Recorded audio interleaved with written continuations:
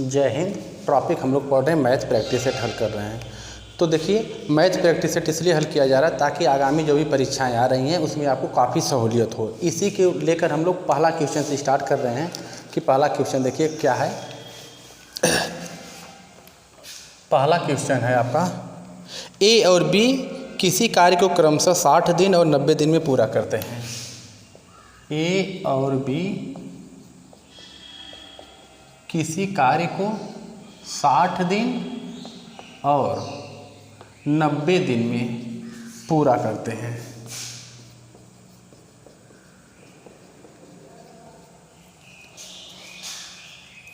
सी की सहायता से उन्होंने इस कार्य को 20 दिन में पूरा कर लिया। सी की सहायता से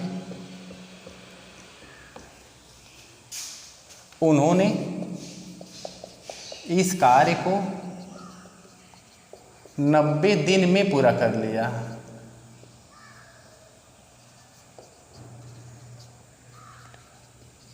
नब्बे दिन में पूरा कर लिया। यदि उनकी कुल कमाई 36,000 रुपया है, यदि उनकी कुल कमाई 36,000 रुपया है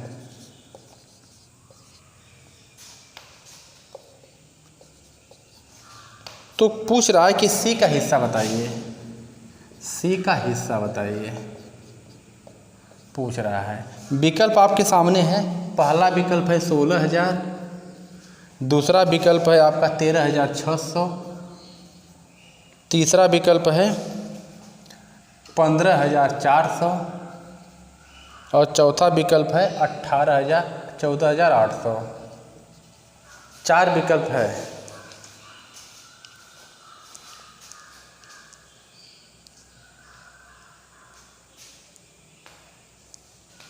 हाँ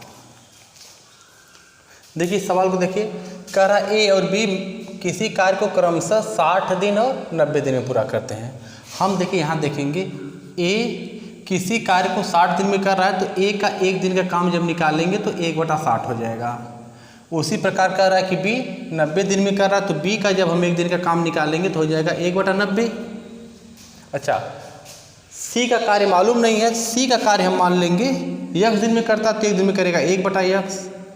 ठीक, अब देखिए तीनों मतलब a plus B plus C, a plus B plus C, तीनों का जब हम काम निकालेंगे 1 दिन का तो 1/60 प्लस 1/90 प्लस 1/x बराबर कहा है कि यदि सी की सहायता से उन्होंने इस कार्य को 90 दिन में पूरा किया। सॉरी 90 दिन नहीं, 20 दिन में, 20 दिन में पूरा किया। हम बोला है क्वेश्चन 20 दिन में पूरा किया, यानी ए किसी काम को 60 दिन में कर रहा है, बी उसे 90 दिन में कर रहा है और सी भी उसे मिल जा रहा है, तो तीनों मिल के कमाओ को 20 दिन में कर रहे हैं। तो देखिए ए का 1 दिन काम, बी का 1 दिन काम, सी का 1 दिन काम और तीनों का 1 दिन काम निकालेंगे तो कह रहे हैं कि तीनों 20 दिन में कर रहे हैं तो 1 दिन में 1/20 करेंगे। अगर यह बात आपको समझ में आ रही हो तो हम थोड़ा आगे बढ़ रहे हैं। देखिए इसको जब हम हल करेंगे तो देखिए इसको पहले हल कर लिया जाए। तो इसको जब हल करेंगे तो इनको हल कर लीजिए आप। यहाँ पर मानिए 1/x यह है बराबर इधर 1/20। यह तीनों का काम है और सी का काम देखिए हम माने हैं x। यहाँ पर देखिए x है ना, तो सी का काम x माने हैं। तो 1/20 जो यह है 1/60 और 1 प्लस 1/90 जब उस पार जाएगा तो घट जाएगा, ऋण हो जाएगा। तो यहाँ पर लिखेंगे माइनस ए और बी का काम, तो यह हो जाएगा 1/60 प्लस 1/90। इधर हल कर दे रहे हैं। हमको लग रहा है क्वेश्चन समझ में आ गया होगा। ए का 1 दिन काम निकालेंगे, बी का 1 दिन काम निकालेंगे, सी का नहीं दिया था तो हम x माने तो सी का 1 दिन काम निकालेंगे 1/x। अब 1/60 ए कर रहा है, 1/90 बी कर रहा है, 1/x सी कर रहा है, तीनों मिल के कर दिया काम 20 दिन में कर रहे हैं तो 1 दिन में 1/20 कर लेंगे। अब इसको हम कैलकुलेशन करेंगे। 1/x अपने पास है, अपने स्थान पर है, 1/20 यहाँ है। यह दोनों जब हैं उस पार जाएंगे तो माइनस ए प्लस बी, ये आ जाएगा सी का 1 दिन काम। ठीक है, ये क्या है सी का 1 दिन का काम। अब इसको हम कैलकुलेशन करके हल करेंगे। देखिए तो यह 1/20 होगा माइनस, इसको जब हम हल करेंगे तो 180 ले लेंगे। अब हो जाएगा 6 त्रिक 18, ऊपर 3 हो जाएगा और प्लस 9 दूना 18, 2 हो जाएगा। नीचे किस किनारे है? हाँ ठीक। अब नीचे स्क्रीन दिखाई नहीं देगी तो हम इसको यहाँ पर हल कर रहे हैं। 1/20 माइनस, अब यह जो है हो जाएगा 5/180। इसको काट दीजिए, 5 एकम 5, 5 3 15, 5 6 30, 1 क्या हो गया 36। अब 1/x जो चल रहा है इसको हम उसी तरह रहने दे रहे हैं, 1/20 हो गया। अब यह क्या है 1/36। अब इसका हम इधर गुणा कर लेंगे तो ये हो जाएगा 36, यह इसके इधर जाएगा तो हो जाएगा -20। इन दोनों का आपस में गुणा करेंगे तो 20 गुणे 36 हो गया। थोड़ा कैलकुलेशन आगे बढ़ाइए, 36 में से 20 घटा दीजिए तो कितना बचेगा 16, और यह हो गया 20 गुणे 36। इसको हम काट दे रहे हैं, काट दीजिए, 4 चौका 16, 4 9 36, फिर 4 से काटिए, 4 5 20, काटेंगे तो 5 9 45, 1/45 इधर हो गया 1/x, यानी x बराबर हो गया 45। हमको पता चल गया कि C उस काम को कितना दिन में करेगा, 45 दिन में करेगा। अब वह टोटल मिल के 36,000 कमा रहे हैं, C का हिस्सा पूछ रहा है तो हम इधर उनका अनुपात निकालेंगे। A का एक दिन काम 1/60 है, देखिए यहाँ पर हम लिखे हैं, प्लस B का एक दिन काम बराबर 1/90 है, प्लस C का हमको पता नहीं था तो देखिए हम निकाल लिए 45 आ गया 1/45। अब इनका लघुत्तम ले लिया जाएगा, लघुत्तम हो जाएगा 180। 60 से भाग देंगे तो भाग जाएगी 3 बार, 90 से भाग देंगे तो भाग जाएगी 2 बार, और 45 से भाग देंगे तो भाग जाएगी 4 बार। यह जो ऊपर आया यह रेशियो अनुपात आ गया, यानी यह A का है, यह B का है, यह C का है। हमसे पूछा है कि C का हिस्सा बताइए, तो C कौन है, 4 है ना। इसको जब हम निकालने के लिए जाएंगे तो 4 बटा अनुपातिक योग 4 2 6 3 9 गुणे कुल धन कितना है 36,000। अब इसको हम काट देंगे, 9 चौको 36 यह हो गया, और 4 से गुणा करेंगे, 4 चौका 16 और 3 जीरो बढ़ा लेंगे, यानी 16,000 C को मिलेगा। विकल्प कौन सा सही है, पहला सही है। क्वेश्चन समझ में आ गया, स्क्रीनशॉट ले लीजिए, इसको हम अगला क्वेश्चन देखेंगे।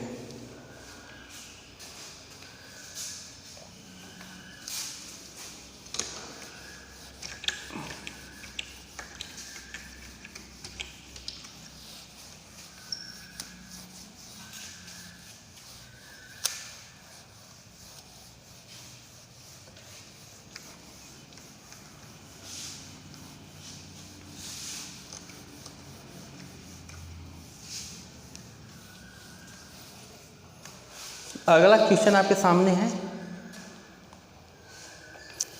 शिल्पा ने 3 घंटे में 20 किलोमीटर प्रति घंटे की गति से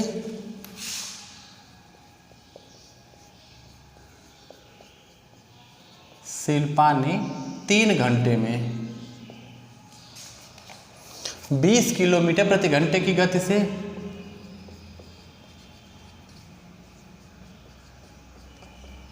20 किलोमीटर प्रति घंटे की गति से और उतनी ही दूरी 15 किलोमीटर प्रति घंटे की गति से, और उतनी ही दूरी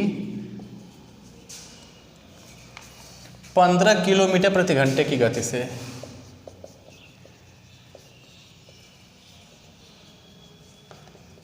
15 किलोमीटर प्रति घंटे की गति से तय किया।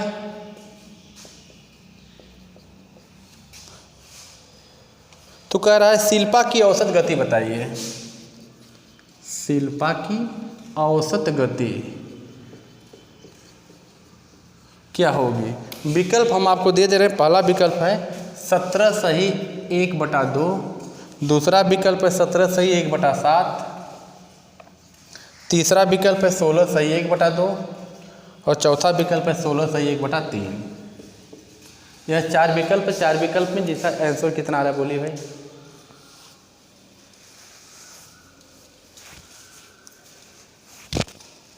हाँ देखिए जहाँ औसत गति पूछ रहा है, औसत चाल यानी औसत गति का मतलब होता है कुल दूरी बटा कुल समय। अब देखिए इस सवाल में दूरी कहीं नहीं दिया है, तो हमको क्या करना पड़ेगा, दूरी निकालना पड़ेगा। और कुल समय एक जगह 3 घंटा समय दिया है और समय कहीं दिखाई नहीं दे रही, तो हमको क्या करना पड़ेगा, कुल दूरी के लिए दूरी और समय निकालना पड़ेगा। तो हम यहाँ निकालेंगे। देखिए आपको पता है चाल बराबर होता है दूरी बटा समय। तो शिल्पा का है 3 घंटे में, तो समय की जगह हम क्या रखेंगे 3 घंटा। और चाल क्या कर रहा है 20 किलोमीटर प्रति घंटा, हम यहाँ डाल कर दे रहे हैं। समय की जगह 3 लिख दे रहे हैं बराबर चाल क्या है 20 किलोमीटर प्रति घंटा, यहाँ 20 कर लेंगे बटा दूरी। दूरी हम इस तरह निकाल लेंगे, इसका तिरिया गुणा हो जाएगा, तो 20 तिहाई 60 यानी 60 किलोमीटर दूरी हो गई। दूरी कितनी हो रही है 60 किलोमीटर, ठीक। और फिर कह रहा है उतनी ही दूरी, यानी फिर यही सूत्र एक बार और लिख दे रहे हैं, चाल बराबर दूरी बटा समय। कह रहा है उतनी ही दूरी, यानी दूरी कितनी, जो 60 आई है उतनी ही दूरी, तो दूरी की जगह रखेंगे 60। 15 किलोमीटर प्रति घंटे की गति, यानी चाल की जगह रखेंगे 15। अब बराबर यह समय है। सवाल में कुछ नहीं है, चाल बराबर दूरी बटा समय होता है। तो पहले वाले में क्या दिया था, चाल दिया था 20 किलोमीटर प्रति घंटा, तो हम यहाँ 20 रख दिए। दूरी पता नहीं थी, दूरी हम निकालेंगे। समय दिया था 3 घंटा, यहाँ समय रख दिया, तो इसका तिरिया गुणा होगा, तो 20 तिहाई 60, 60 किलोमीटर दूरी हो गई। फिर कह रहा इतनी ही दूरी, तो जब ये सूत्र हम फिर रखे हैं तो दूरी की जगह हम 60 रख दिए। कह रहा है 15 किलोमीटर प्रति घंटे की चाल से, यानी चाल क्या होगी, चाल की जगह 15 रख दिए हैं। समय निकाल लेंगे तो हो जाएगा 15 चौको 60। अब हमको समय निकल गया, यहाँ 4 घंटा है, एक यहाँ 3 घंटा है, दोनों समय पता चल गई। अच्छा एक दूरी 60 किलोमीटर है, उतनी ही दूरी बोला तो भी 60 किलोमीटर हो जाएगा, हम वहाँ मान रख देंगे। यानी कुल दूरी क्या होगी, एक 60 किलोमीटर है, दूसरी भी 60 किलोमीटर हो गई। और कुल समय, एक समय 3 घंटा है और प्लस दूसरा समय हम निकाले हैं 4 घंटा। इसको जोड़ेंगे, अब यह 60-60 जोड़ेंगे तो 120 हो गया, इसमें 7 जोड़ेंगे, 4 3 7, भाग दे दीजिए, 7 एकम 7, बच जाएगा 5, हो जाएगा 50, 7 7 49, बच गया 1/7, 17 से 1/7 उसकी औसत गति होगी। विकल्प है 17 से 1/7, दूसरा विकल्प आपका सही है। इसके साथ लेना ले लीजिए। इस पर अगला क्वेश्चन देखिए।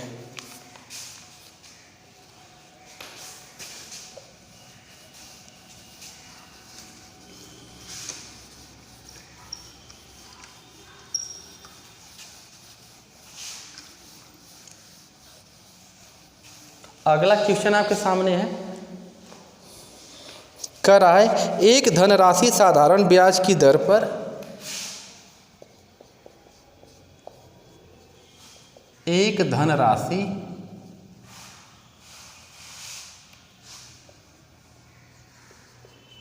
साधारण ब्याज की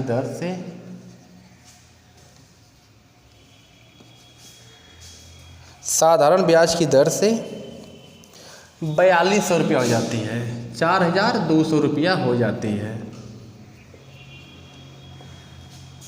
एक धनराशि साधारण ब्याज की दर से 3 वर्ष में, यहाँ दिया है 3 वर्ष। क्वेश्चन को ध्यान से देखिएगा। एक धनराशि साधारण ब्याज की दर से 3 वर्ष में 4200 रुपया हो जाती है और 6 वर्ष में 6000 रुपया हो जाती है।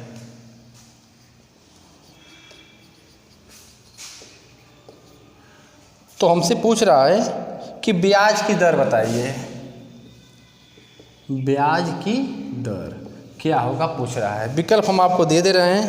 पहला है 20%, दूसरा विकल्प है 12 सही 1/2%, तीसरा विकल्प है 30% और चौथा विकल्प है 25%। यह 4 विकल्प आपके सामने है। तो देखिए आपको पता है कि साधारण ब्याज के टॉपिक है, तो हम साधारण ब्याज का सूत्र लगाएंगे SI बराबर PRT/100। यह सूत्र होता है। इसे साधारण ब्याज करते हैं। इसमें साधारण ब्याज कहीं दिया नहीं है, क्योंकि 4200 रुपया हो गया तो ये तो हो गया मिश्र धन। यह भी बोल रहा है कि 6000 रुपया हो गया तो यह भी है मिश्र धन। यहाँ पर मिश्र धन के लिए कोई जगह नहीं है, यहाँ साधारण ब्याज है। पी मूलधन है तो मूलधन भी हमको कहीं दिखाई नहीं दे रहा है। दर पूछ रहा है, सिर्फ समय दिखाई दे रहा है। तो अब इसको हम यहाँ पर छोड़ देंगे, थोड़ा इधर देखेंगे सवाल के माध्यम से। कह रहा है एक धनराशि साधारण ब्याज की दर से 3 वर्ष में 4200 रुपया हो जाती है। तो देखिए जो माना मूलधन जो है P है, तो देखिए मूलधन P प्लस 3 वर्ष का जो ब्याज है इसको मिला के बोल दिया कितना, 4200 रुपया हो रहा है। इसको समीकरण 1 बना लीजिए। और मूलधन P ही है, 6 वर्ष अब की हो गया। 6 वर्ष का ब्याज जो है इसको कह रहा है कि 6000 रुपया हो गया।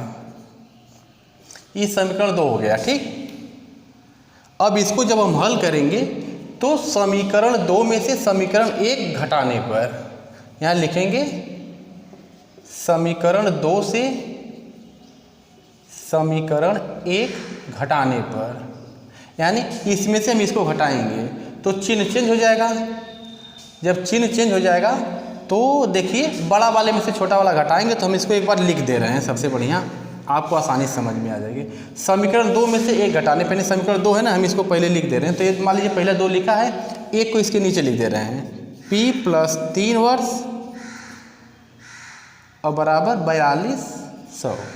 ये समीकरण 1 हो गया, क्योंकि हमेशा बड़ा वाले में से छोटा वाला घटाएंगे, छोटा वाले में से बड़ा वाला घटाएंगे तो ऋणात्मक उत्तर आ जाएगा। अब यहाँ पर देखिए समीकरण 2 था, इसमें से 1 घटाने पे इसको हम नीचे लिख दिए हैं। घटाने पर हमेशा चिन्ह बदलता है, यहाँ पर माइनस हो जाएगा, यहाँ पर माइनस हो जाएगा, यहाँ पर माइनस हो जाएगा। तो P से तो P कैंसिल हो गया। अब 6 वर्ष में से 3 वर्ष जाएगा तो 3 वर्ष बचा, और यह घटाएंगे तो 0 0, 10 में से 2 जा 8 बचेगा, यहाँ बच गया 5, 5 में से 4 जा 1। यहाँ तक तो हमको लग रहा है कि बात समझ में आ रही होगी। 3 वर्ष का ब्याज क्या हो गया, 1800। अब हम यहाँ पर निकाल लेंगे मूलधन। ठीक है, जब मूलधन निकालेंगे तो क्या होता है मूलधन, जो मिश्र धन 4200 है, 4200 में से जो ब्याज है 1800 घटा देंगे। अब 4200 में से 1800 हमको घटाना है। 4200 में से 1800 जब घटाएंगे तो देखिए कितना आ रहा है, 2400 आएगा। इसको आप आराम से घटा लीजिएगा, 2400 आएगा। ये स्क्रीन कट तो नहीं ले रही है? ठीक है, देखिए 2400 आ गया मूलधन, ब्याज भी पता चल गया 1800। अब इसका मान हम यहाँ पर रख देंगे, ब्याज 1800 तो हम यहाँ पर रखेंगे 1800। मूलधन देखिए आया है 2400, तो P की जगह रखेंगे 2400। दर हमसे पूछ रहा है, समय 3 साल दिया है और यहाँ 100 है। अब इसको काटना, 2 0 से 2 0 कट गया। अब इसको काटिए, 3 से काटिए, 3 6 18, 600 हो गया।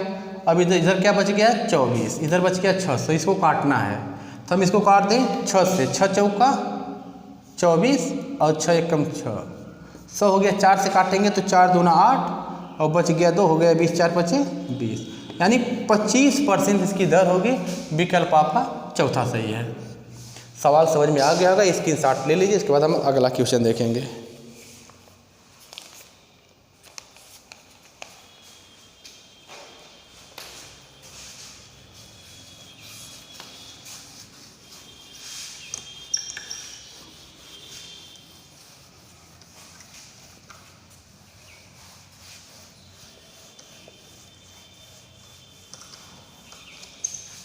अगला क्वेश्चन देखिए आपके सामने है, पहली 567 क्वेश्चन है। पहली 567 प्राकृतिक संख्याओं का समांतर माध्य। समांतर माध्य कितना होगा, कितना होगा क्वेश्चन है। विकल्प हम आपको दे रहे हैं। पहला विकल्प है 283.5, दूसरा विकल्प है 284, तीसरा विकल्प है 284.4 और चौथा विकल्प है 283।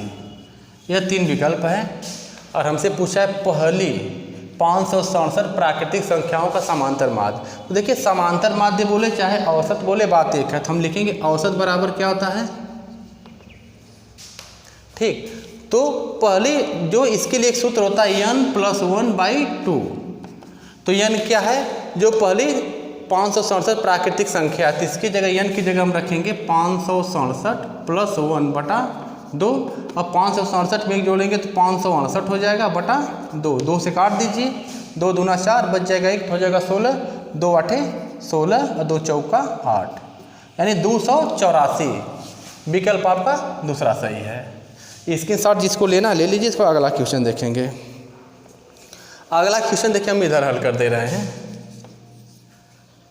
कह रहा निम्नलिखित में से कौन सी बड़ी संख्या है, निम्न में कौन सी बड़ी संख्या है। अब आपका विकल्प दिया है 49 के घाते 3/2, अगला है 7 के घाते 2, अगला है 2401 के घाते -1/4 और अगला है 143 343 1/343 घाते -1/2।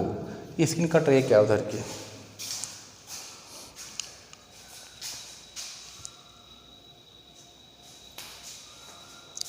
हाँ चलिए हम इधर हल कर दे रहे हैं।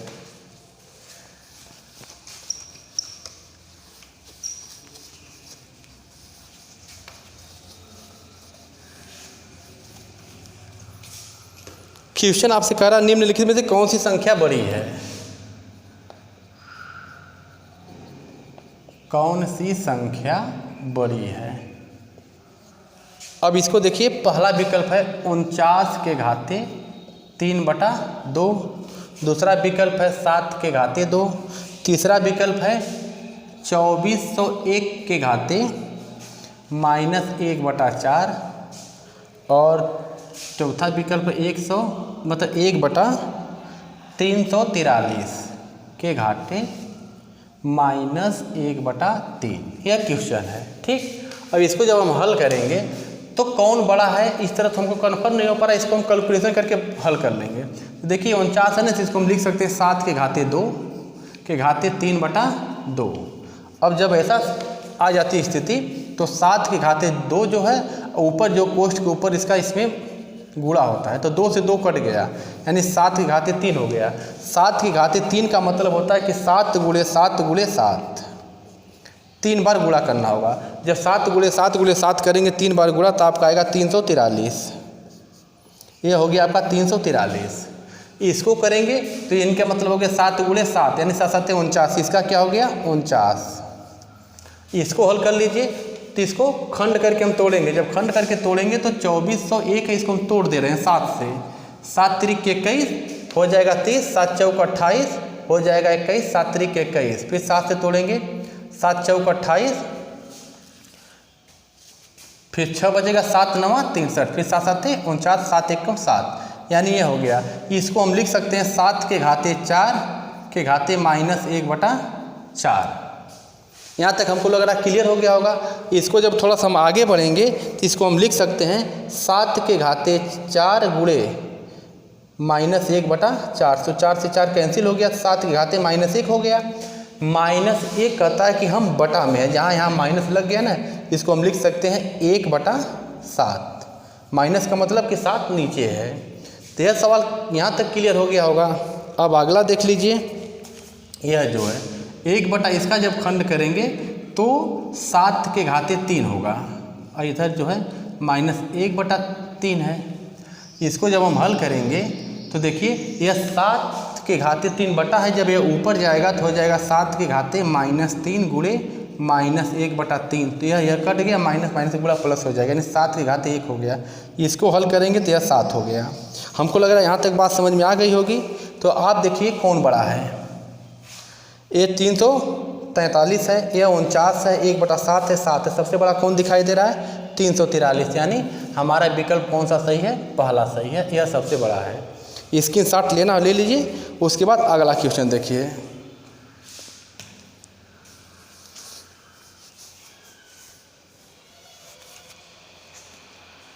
अगला क्वेश्चन आपके सामने है,